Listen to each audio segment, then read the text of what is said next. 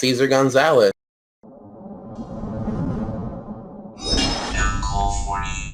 What is up, YouTube? MCO40 here. We are here with. Cesar Gonzalez. All right, sir. What have you done recently that makes you so cool? Recently, I won the North America Remote Duel Invitational with the Glue Subterra. Ooh. So, how did that feel? Feels pretty good. I'm super happy about everything that's been going on. So far, I have nothing but hype and excitement, and now we're just awaiting the ban list to see if the deck will thrive or if we'll have to move to greener pastures. Oh, all right, all right. So, how was your experience throughout the Remote Duel Invitational? Did you really enjoy it, considering the world situation and everything? So the Invitational was pretty dope. I have no complaints. Ever since I played the first Extravaganza, again, like at 4 in the morning, I played Jesse Coggin for my final round at 3:30 in the morning. So that was kind of odd, but, it happens. Made me feel like I was back at YCS 100. Those old regional grinds, right? Yep. Well, once again, sir, congratulations on the amazing finish. I know a lot of players are happy to see anti-meta getting the chance to, do well. Any advice that you want to give to like anti-meta players right now that just are picking up like they don't want to play against the meta and they're like, oh man, floodgates are good stuff? So I'll be honest, the biggest and best floodgate out there is Summon Limit right now, because it restricts Drytron, it restricts VW from playing. That and a good old Dragoon gets the job done. Generic boss monsters, right? Yeah. So, coming off of the Remote Duel Invitational, what is your next personal goal in this game? Like, what are you looking forward to accomplishing next?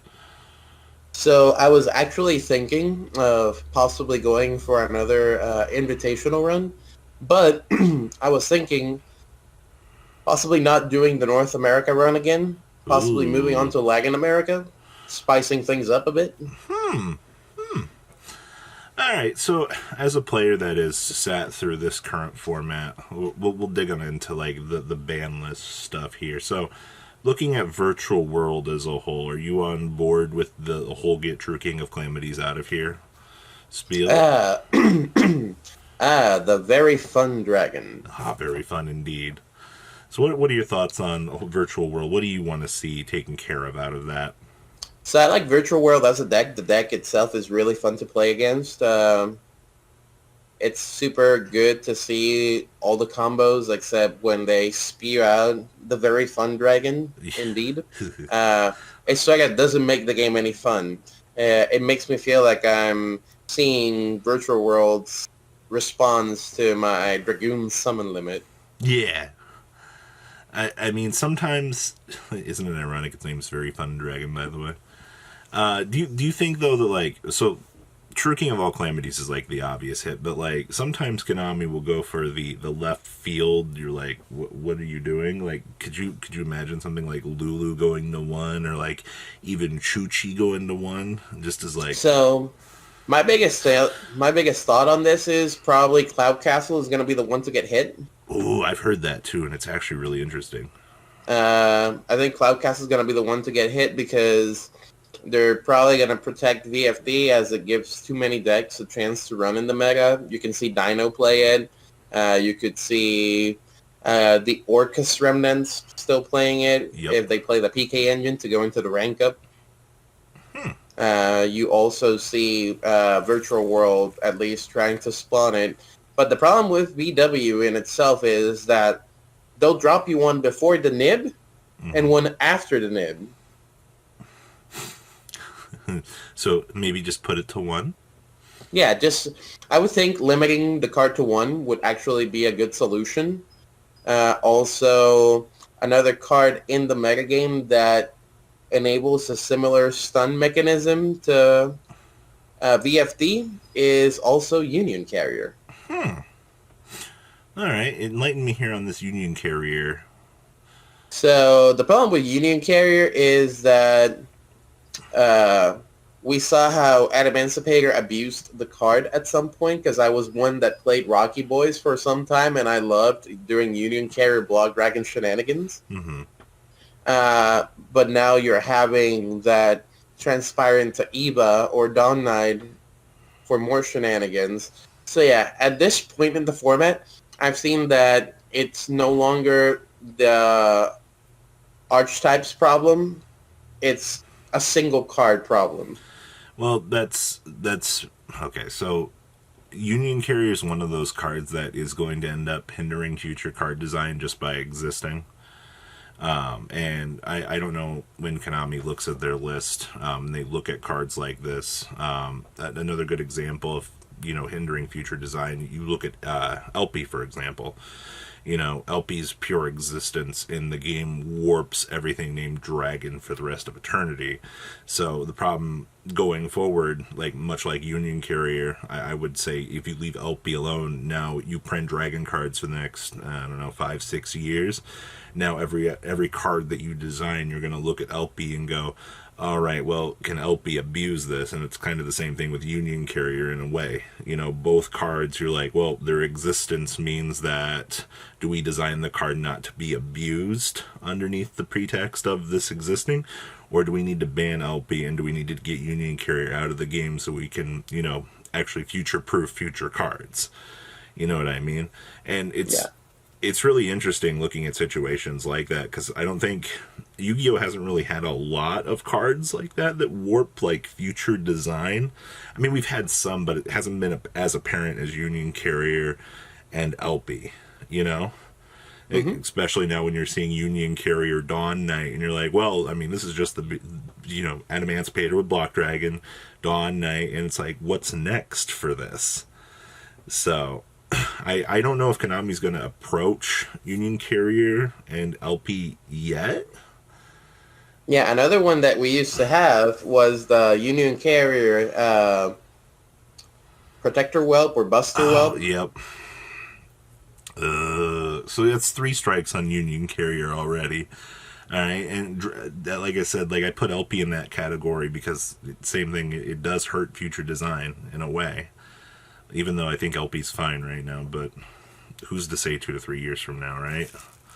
Yeah. So. Plus, the resurgence of Dragon Link with the Dragon Maid support and with possibly the Armed Dragon support, because I've started seeing a lot of Armed Dragon support splashing its way, like the Armed Dragon Flash in at least the level 3. Yep, free e-telly, right?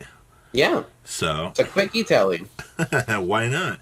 So I know I kind of digged into Dragon Link, but do you think we need to touch anything in Dragon Link? I mean, we're heading on into the Dragoonity structure deck right now.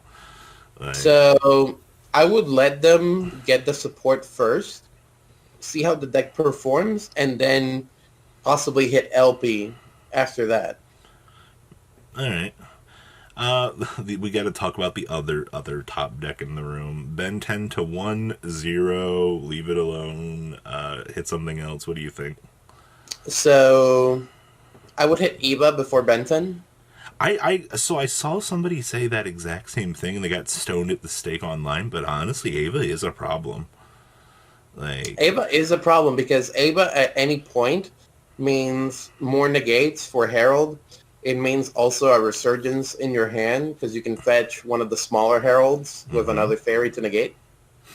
And playing through a Herald's not horrible. Honestly, maybe 2 negates on it, but that's modern Yu-Gi-Oh! In a nutshell, right? Mm-hmm. Now, something interesting that was brought up.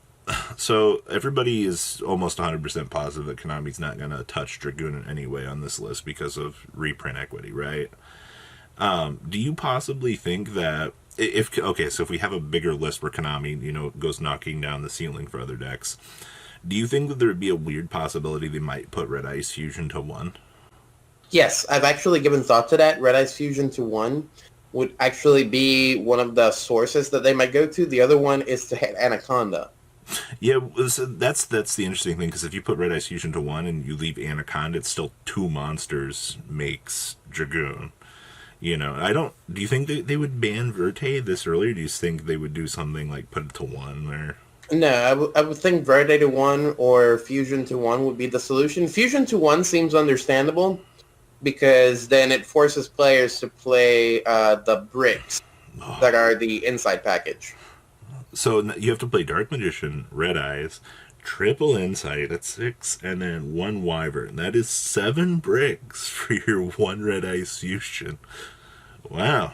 Imagine going through all of that and then your fusion getting ashed. That would that the absolute best. So let's see here. So we've been through the whole Dragoon package. Okay, so Ben 10, Friends. Do you think that Konami's going to... I've also heard, like, we have Zexel up on the chopping block, but I don't know if we're going to hit that. Like, it doesn't make No. sense. It doesn't make sense. The Numeron engine in itself is very inconsistent. It's why many players choose not to play either Eldritch Dragoon or, Eldritch Numeron or Guru Numeron. They would rather go with, like, Eldritch Zoo or Eldritch Dragoon, or in my case, Guru Dragoon. Alright, so what do you think they're going to do to Eldritch, if anything?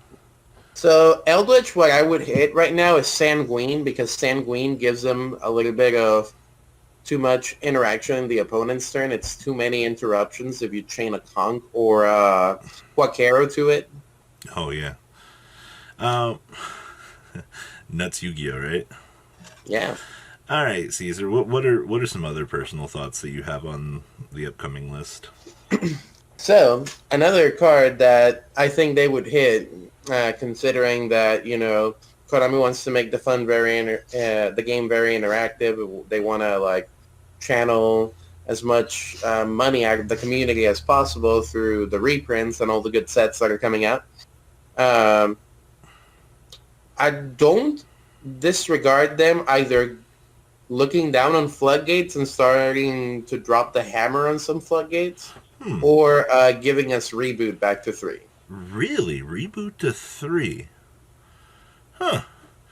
Man, that's really weird coming from you, Mr. Stun Player. Now you want to take away all the fun. I love a good challenge. I wouldn't mind playing through 3 Reboot. What floodgates do you think Konami would approach on the list? So probably Summon Limit would be the one. Really? Yeah, I would think Summon Limit would be one of those cards that might get the chopping block to 2 or 2-1, just to make it that extra harder on yourself. There can only be one in Rivalry. Don't make as big of a dent as Summon Limit did to most people. Yeah. The other thing is, to be fair, the Dragoon plus TC Boo is literally game for like 95% of the metagame. Like, you're not coming out of that. All right. Any final thoughts on what we can expect coming out of the next list, Caesar?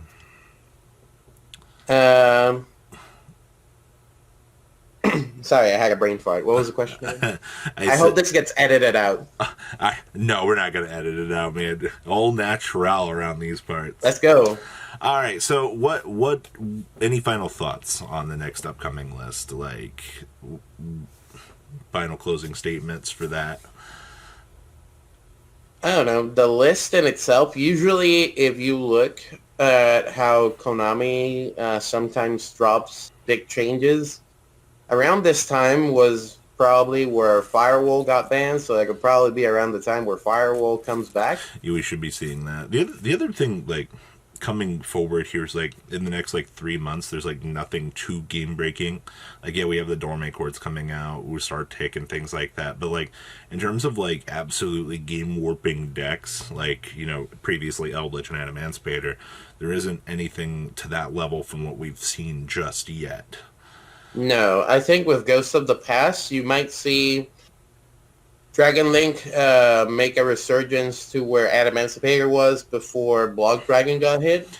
If we get Heat Soul, we might see Code Talker finally take off in the TCG. That'd be a ride. True. I'm actually looking forward to that. I'm actually also looking forward to possibly, if Firewall Dragon comes back, the Rise of Salamangreat again. Oh, that'd be nice. Maybe, actually, we could see Mirage Delio come back to 1 finally. That'd be interesting. Probably. The one that I really want back is Please give me back my Brilliant Fusion. Stop. You can't have that. You've got too many bricks for the red ice package. You can't put any more in your deck. Oh no, I have other cancerous ideas up my sleeve, because we always innovate. Uh, but one, in all seriousness, that possibly should come back also is Maxi. A lot of people think that Maxi shouldn't come back, but Maxi, you can get it Ash, you can get it called by. Uh, there's ways to play around the Maxi. Maxi can even get Gamad. You can have Maxi back when I can have Crossout Designator in the TCG things. God, someday, right? Fun. Remember when the TCG said, "Don't worry, Called by the Graves, just go into one to sell Crossout Designator in the format." Can you find it? Yeah, it's like, yeah, we're gonna focus on new floodgates when there can only be one came out, and then people were like, no, we're still gonna play the rivalry and Gozen back in the day. You talk about focusing on things, and then Konami made War Rocks. There can only be fun. There can only be fun. With Very Fun Dragon as your other header, right? Yeah. All right, Cesar, any closing thoughts for today? Well, apart from that, everybody, remote dueling, sure, it's not a perfect mechanism yet, but it's one of the best things that we have. I encourage everybody to give it a shot, to give it a tryout. Apart from that, if you are not afraid of the Very Fun Dragon, give your good old stun deck a try. You'd be surprised where a helmet, some good old glue, and a hell of a lot of practice will take you. Oh man, drawing 5 cards and going, oh, my opponent can't out this. All right, Cesar, thank you for being with us today. I do appreciate it, good sir. It means a lot. No problem. I look forward to seeing your next adventures, and hopefully you do top and win that Latin American event. All right. All right. All right, guys. Have a good rest of your day, and thank you, Cesar, for being here, my good man. Peace out, guys. Peace out. Thank you, patrons, for making the ride never truly end. Without you guys' support, well, I would probably be doing Truffle Shuffle videos for a living. Guys, please check out VanCool40 for all of your Cardfight Vanguard content brought to you by MCool40. And if you are looking to pick up singles, check out mcoolgames.com for your trading card game needs. Thanks for watching, everybody.